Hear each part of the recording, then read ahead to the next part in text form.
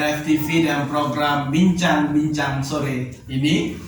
Kami telah berjumpa dengan salah satu tokoh masyarakat sekaligus budayawan lah yang ada di lingkungan Tambak Bayan, dengan Bapak Rahmat Jamali. Nah, nanti kita bisa sharing yang berhubungan dapur karakter. Kali ini akan membahas tentang karakter dan bagaimana generasi juga sadar ruang, bagaimana dia memahami sebuah religius. Nah, nanti tentunya ini akan berhubungan perkembangan hari ini, generasi kita sebagai orang yang menyadari pentingnya untuk mengawasi generasi untuk tidak terjerumus pada hal yang tidak kita inginkan. Tentunya kita memiliki perspektif. Nah, perspektif ini akan nanti kita bahas melalui religius. Oke, Pak Mas Jamali, silakan perkenalkan dan kita membahas bagaimana nih perkembangan generasi yang kita lihat sekarang ini. Ya, terima kasih. Sebelumnya saya awali dengan Bismillahirrahmanirrahim. Assalamualaikum warahmatullahi wabarakatuh. Alhamdulillahirabbil alamin wa bihi nasta'in ala umurid dunya waddin. Asyhadu an la ilaha illallah wahdahu la syarika lah, arsalahu bil huda wa dinil haq ala zilana nabiyya ba'da. Amma ba'du. Baiklah, di kesempatan kali ini bincang-bincang kita dengan Mas Edi, kita ingin mengulas sedikit mengenai karakter pokok bahasan kita. Sebetulnya terkait mengenai karakter, yaitu pembentukan mental. Di dalam ilmu Islam juga sendiri telah juga ada pokok-pokok pemahaman terkait dengan itu. Karena di sini perlu kita ulas kembali bahwasanya Islam sendiri juga terdiri dari beberapa paham ilmu. Yang diantaranya awalnya adalah ilmu syariat, yang kedua adalah tarekat, ketiga adalah hakikat, dan keempat adalah ma'rifat. Terkait dengan karakter di sini kita melakukan pembentukan, yaitu kita bisa mengambilnya dari paham ilmu tarekat. Tarekat yang mana tarekat mempunyai juga bidang ilmu, yaitu tasawuf. Tasawuf di dalamnya adalah terkait dengan pembahasan masalah kolbu, masalah hati. Oke, berarti ini sangat berarti ini bisa kita hubungkan dengan karakter. Iya. Jiwa dari karakter tersebut. Nah, ini akan menarik pemirsa semua. Jadi kita berharap Mas Jamali bisa mengkupas secara singkat tasawuf dalam hubungan karakter. Oke, silakan Mas. Baiklah, begini. Terkait dengan pembentukan karakter tadi, yaitu sesuai dengan ilmu tasawuf, yaitu di mana yang akan kita bahas adalah masalah hati.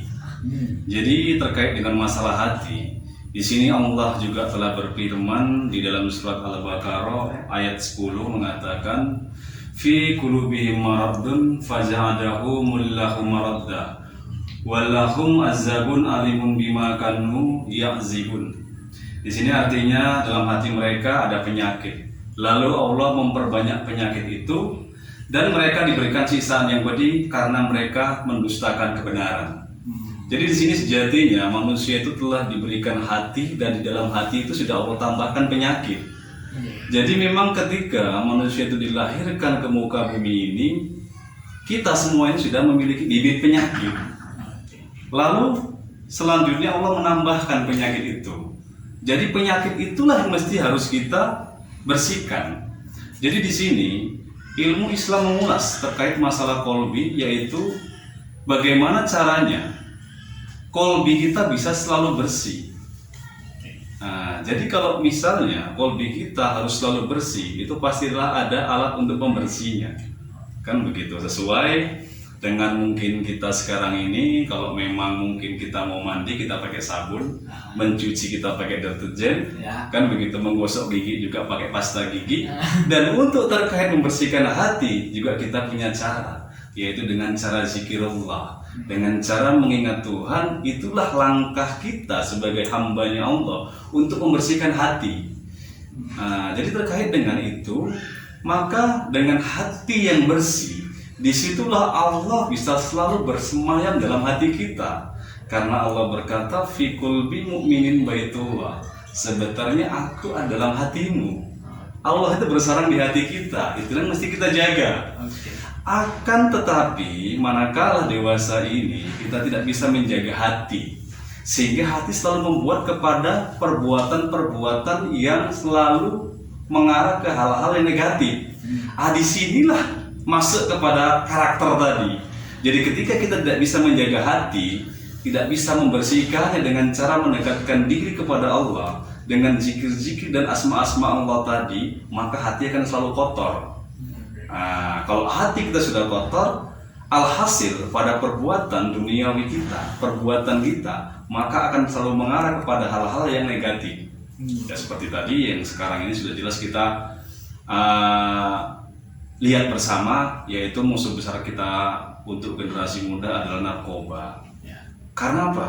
Karena mungkin dewasa ini, generasi muda kita ini sudah jauh terhadap ilmu-ilmu agama. Jadi sehingga mereka tidak punya cara bagaimana mereka bisa mencuci hatinya dengan mendekatkan diri kepada Allah dengan cara zikrullah tadi. Jadi kalau memang kita sudah bisa melakukan kegiatan yang positif, kita ikuti majelis taklim, kita isi hal-hal yang sifatnya positif di dalam pengajian-pengajian, sehingga hati kita selalu bisa tenang. Karena sekarang maaf saya potong Mas, kira-kira prinsip dari ilmu tasawuf itu maksudnya apa sih syarat yang harus kita ini? Mana tahu ini penonton kami ada yang muda yang sedang melakukan penjelajahan emosional ataupun penjelajahan religiusnya. Ini pasti ada batasannya ini. Kira-kira batasan untuk mengkaji tasawuf itu seperti apa sih? Begini, mungkin di sini saya perlu terangkan secara menyeluruh, secara kafah, secara utuh.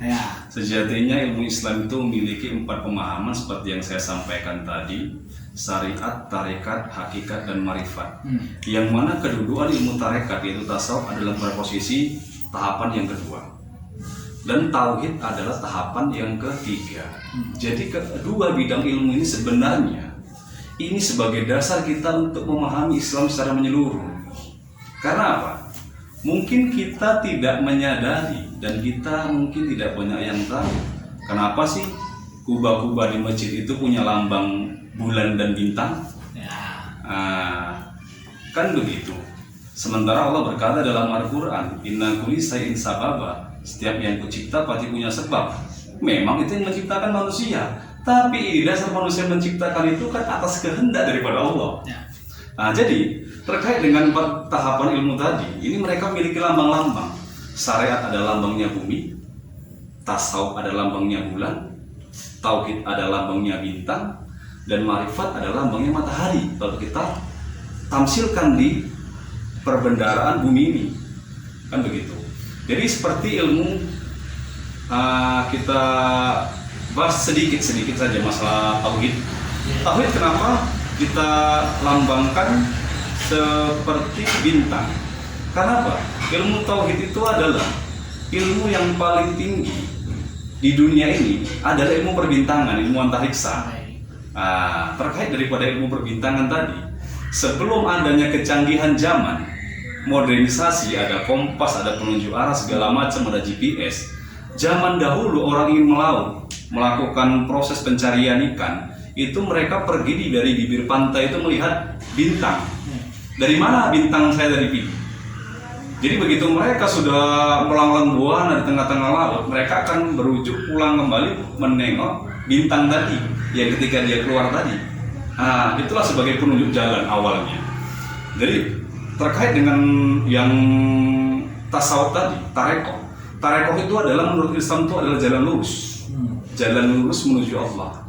Itulah pembahasan di ilmu tasawuf. Kenapa sih mesti kita lambangkan bulan? Karena bulan adalah lambang keindahan. Keindahan itu kita refleksikan ke dalam diri manusia adalah hati. Karena apa? Ketika manusia itu berbuat satu kebaikan, pasti yang dilihat baik kali hati si polan. Seperti itulah gambaran nilai estetika manusia, nilai keindahan manusia itu dilihat dari hatinya. Jadi terkait daripada hal tasawuf tadi, pada pembicaraan kita pada kesempatan kali ini, jadi kalaulah kita ingin mempelajari ilmu Islam dari syariat, kita langsung lompat ke tauhid, ini maka akan terlalu jauh lompatannya, sehingga banyak orang yang berpaham syariat ini akan melihat pemahaman tauhid ini, akan melihatnya katanya ajaran sesat. Karena apa? Mereka sudah melompati satu paham ilmu tadi, yaitu tasawuf. Makanya ketika kita ingin memahami ilmu Islam secara menyeluruh, maka pelajarilah kedua ilmu ini. Sehingga ketika kita dalam kedudukan tasawuf, ketika kita ingin mempelajari syariat, kita akan turun ke bawah. Dan ketika kita ingin memahami ilmu marifat, kita tinggal naik dia ke atas satu. Jadi kedua ilmu tadi ini sangat penting bagi pemahaman ilmu Islam. Manakala suatu umat ingin mengerti dan memahami keseluruhan ilmu Islam itu sendiri. Jadi teman-teman semua, untuk belajar agama itu kita tidak bisa belajar satu saja dan terus kita langsung mengatakan kita ini mengetahui segala hal. Semua ini bid'ah dan ini dan lain sebagainya akan jadi ekstrem. Namun dari kesempatan kali ini, bagaimana kita mampu menciptakan sebuah karakter itu yang memiliki basis kebaikan, itu tentunya kita perlunya belajar, perlunya berbagi, dan perlunya untuk berinteraksi untuk sejauh mana kita menguji kebenaran tersebut, tentunya berdasarkan Al-Quran dan hadis. Oke, teman-teman Dapur Karakter, dengan program RFTV ini, bagaimana kami mengajak semua tetaplah menjadi generasi yang dapat memberikan kontribusi di lingkungan. Bentuk apapun itu adalah bentuk kebaikan dari hati yang jernih. Oke, terima kasih semuanya. Salam.